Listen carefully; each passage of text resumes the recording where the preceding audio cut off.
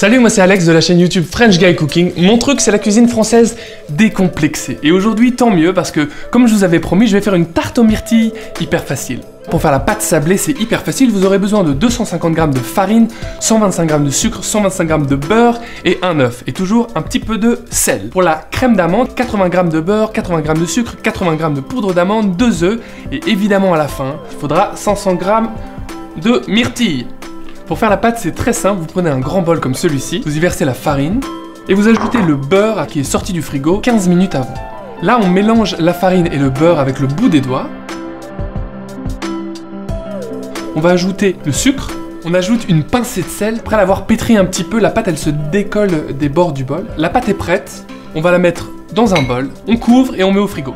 Pendant que la pâte se repose au frigo, on va préparer la crème d'amande. Pour ça, c'est hyper facile, on prend un bol et on mélange dedans le beurre et le sucre jusqu'à ce que cela blanchisse. Ensuite, on ajoute la poudre d'amande et 2 œufs.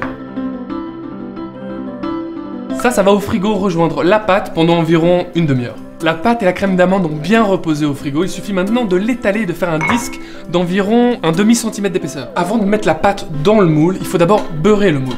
On ajoute un peu de farine dedans, et ensuite on met la pâte dans le moule.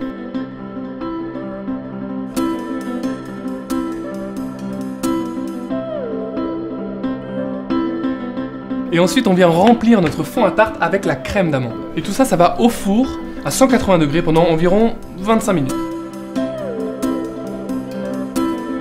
Et voilà, la tarte aux myrtilles est terminée. Honnêtement, ça sent super bon. Honestly, it looks very good. N'hésitez pas à la partager avec vos potes sur les réseaux sociaux.